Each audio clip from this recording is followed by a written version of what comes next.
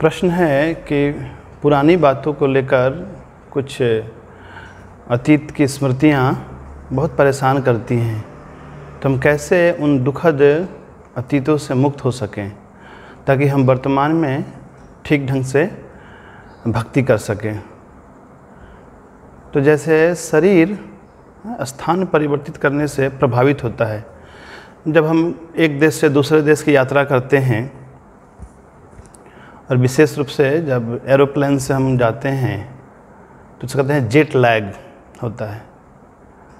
Jet lag में क्या होता है, जैसे मानो कोई व्यक्ति यूएस से इंडिया आ रहा है तो शरीर और जो बायोलॉजिकल साइकिल है उसका वो तो अभी क्या है, अमेरिका के अनुसार क्रियाशील है, अमेरिका के समय अनुसार। लेकिन अभी क्या है, उस शरीर उसका भारत में आ चुका है, तो जिसके कारण कई प्रकार के डिस्कम्फर्ट होता है। जैसे मैं एक बार रात में 10 बजे में न्यूयॉर्क से मैंने न्यू दिल्ली की फ़्लाइट ली थी, तो वहाँ जब रात में 10 बजे थे उस समय भारत में सुबह के 7:30 बजे थे। तो 14 घंटे की फ़्लाइट थी, तो 14 घंटे में यानी यदि मैं अमेरिका में ही होता तो फिर अगले दिन दोपहर के 12 बज जाते। तो मेरा शरीर में यानी बायोलॉजिकल साइकिल यानी भूख का लगना, नींद का आना और भी कई प्रकार की शारीरिक आवश्यकताएं हैं, तो ऐसा होना चाहिए था। लेकिन जब मैं भारत में आया तो वहाँ देखता हूँ फिर वहाँ रात्रि है, यानी वहाँ भी मैं रात्रि में एरोप्लेन में बैठा और यहाँ उतरने के बाद भी रात में 9:30 बजे। तो उसी प्रकार मन भी प्रभावित होता है। आज से कुछ साल पहले किसी ने कुछ बोल दिया या कुछ हमने किया तो फिर वही बातें हमारे माइंड में रिप्ले होती हैं। उसने ऐसा कैसे कह दिया, उसने ऐसा क्यों किया, ऐसा हुआ ही क्यों, और ऐसे कई प्रकार के दुखद स्मृतियों को लेकर हम एक बैगेज ढोते रहते हैं।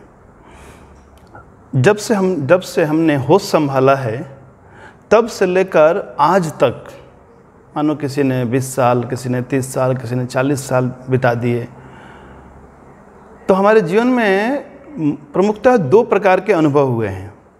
कुछ सुखद अनुभव हुए हैं और कुछ दुखद अनुभव हुए हैं।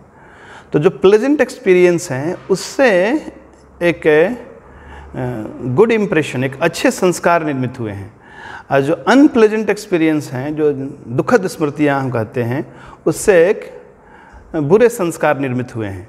अब ये दोनों ही संस्कार उभर कर हमारे जीवन में आते रहते हैं। जैसे मानो कभी ग्रीफ स्ट्रिकन यानी कि दुखद, या लॉस, या विक्टिमाइजेशन, या इनजस्टिसेस, या और भी कई प्रकार के हार्ट ब्रेक्स। तो इन चीज़ों को लेकर इनको भूल पाना इतना आसान नहीं होता है, क्योंकि सामान्यतः हमारा मन 2 पंखों पे उड़ान भरता है, एक है पास्ट और एक है फ्यूचर। तो पास्ट से इतना आसानी से व्यक्ति मुक्त नहीं हो पाता है। ये ऐसा ही है जैसे हम कोई मूवी देख रहे हैं, हॉरर मूवी है, उसमें भयानक बहुत डरावना दृश्य उपस्थित हो गया, तो अभी हम क्या करेंगे, फास्ट फॉरवर्ड कर देंगे उसे या चैनल चेंज कर देंगे। लेकिन मन में ऐसा कोई बटन नहीं है कि मन में यदि ऐसे अतीत के दुखद स्मृतियाँ आने लगे तो हम फास्ट फॉरवर्ड कर दें या चैनल बदल दें। तो इस परिस्थिति में हमें मन के ऊपर उठना होगा। तो इससे ऊपर उठने के लिए हमें 4 चीज़ों का ध्यान रखना होगा। सबसे पहले हमारे लाइफ में एक पर्पस होना चाहिए। हम कोई भी कार्य कर रहे हैं तो उसका क्या उद्देश्य है। जब किसी महान उद्देश्य से हम कोई कार्य करते हैं तो फिर ऐसे दुखद तनावपूर्ण जो अतीत है इसका सामना करना आसान हो जाता है। उदाहरण के लिए हम यात्राएं कर रहे हैं और घर वालों ने सूटकेस दिए हैं, तो एक सूटकेस में पता चलता है ऐसा कुछ है जो मेरे किसी काम का नहीं है, यानी उसमें जो सामान रखे गए हैं वो मुझे उपयोग में नहीं लाना है, तो फिर उसे ढोना मेरे लिए क्या है, एक बर्डन है। लेकिन एक सूटकेस है जिसमें हमारे काम की चीज़ रखी हुई है, उपयोग में आने वाली चीज़ें हैं, तो फिर उसे ढोना हमें बर्डन नहीं लगता, क्योंकि जैसे ही पर्पस पता चल जाता है तो फिर हम उसे स्वीकार कर लेते हैं। तो जो भी आज तक हुआ है उससे एक तो है कि हम उससे बोझ के रूप में हम उसे ढोते रहें, जो कि जिससे हम और दबते ही चले जाएंगे, और हम उससे कुछ सीख लें, कुछ ऐसा कुछ जीवन में अनुभव, जिससे अनुभव निचोड़ लें, जिसके द्वारा हम अपने भविष्य को और एक सकारात्मक दिशा दे सकते हैं। अन्यथा जीवन में जो भी ऐसे जो नकारात्मक और दर्दनाक अनुभव हुए हैं, निगेटिव ट्रॉमेटिक एक्सपीरियंसेस, उसके कारण व्यक्ति कभी कभी कांप जाता है। जैसे मानो कोई व्यक्ति पहले सिगरेट पीता था, अब हो सकता है अभी उसने सिगरेट पीना छोड़ दिया है, लेकिन अभी भी हो सकता है कि कभी कभी बीच में उसको सिगरेट पीने की तलब सताने लगे, उसके मन में ऐसी भावना उत्पन्न होने लगी। तो चाहे अतीत की सुखद स्मृतियां हो, चाहे दुखद स्मृतियां हो, तथाकथित सुखद स्मृतियां सुपरफिशियली, तो वे चीज़ें भी हमारे वर्तमान जीवन को प्रभावित करती हैं। तो केवल वर्तमान को ही प्रभावित नहीं करती हैं, कहते हैं ये अतीत के दुख केवल हमारे वर्तमान के सुखों को ही नहीं छीन लेते, बल्कि हमारे भविष्य में जो प्रगतिशील संभावना थी उससे भी हमें वंचित कर देता है। एक ऑथर हुआ ऑस्कर वाइल्ड, उसने कहा कि मैं कई बार नशे छोड़ चुका हूँ, विशेष रूप से वो सिगरेट पीता था।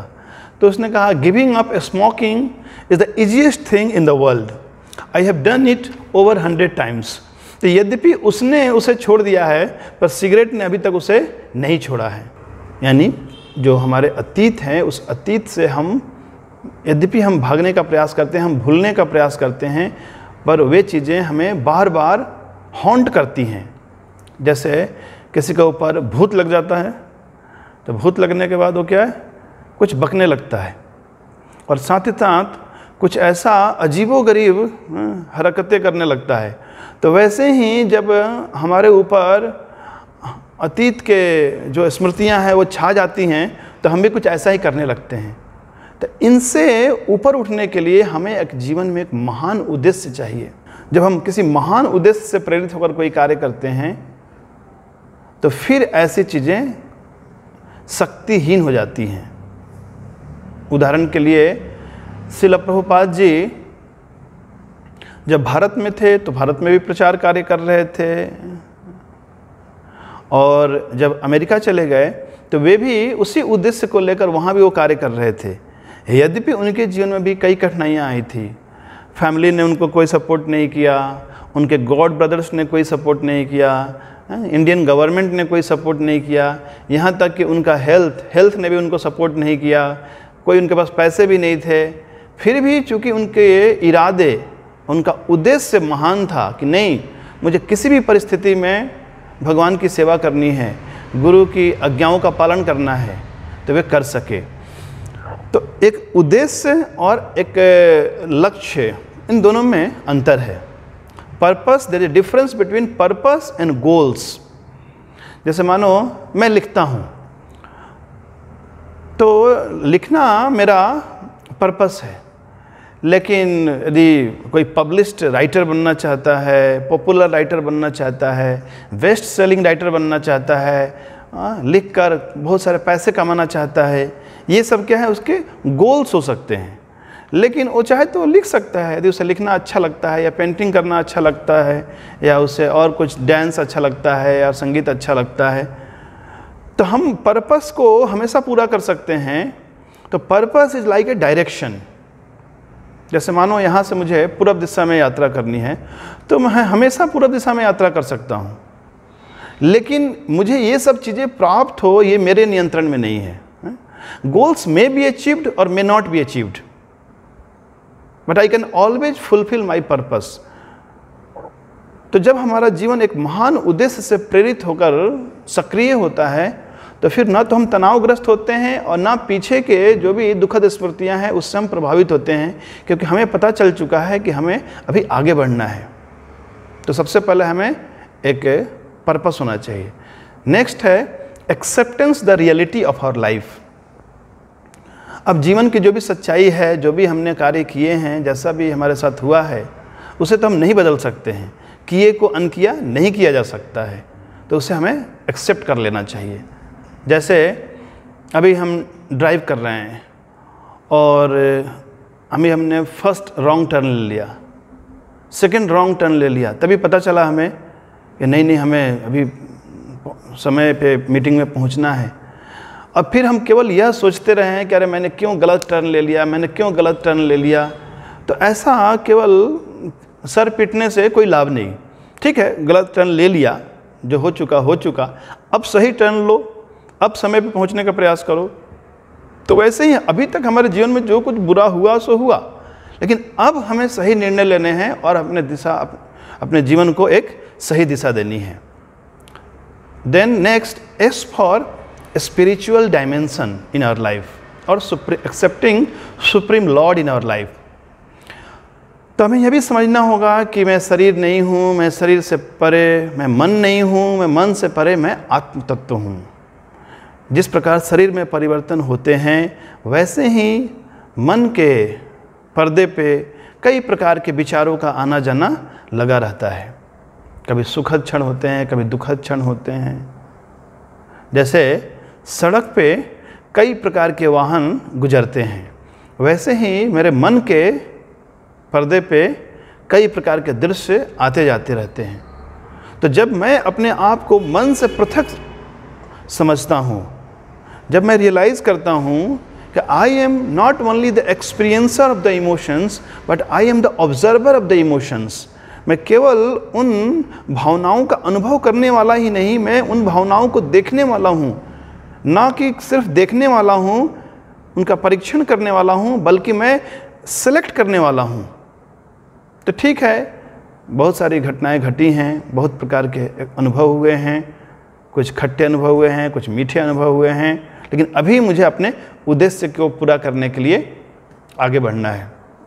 और साथ ही साथ भगवान को अपने जीवन में स्वीकार करना कि भगवान का एक बड़ा प्लान है हमारे जीवन में, और भगवान की सेवा के उद्देश्य से अपने जीवन को अग्रसर करना। और आखिरी, टाइम, कि हर चीज़ समय पर पूरी हो जाती है। कहते हैं समय हर घावों को भर देता है। Time heals everything. और समय को अपना एक मित्र बनाना है। तो जैसे बाहर में कोई घाव है, तो वो घाव भी कुछ हफ्ते में या महीने में वो भर जाता है। वैसे ही जो भावनात्मक घाव है, उसे भी भरने में वक्त लगता है।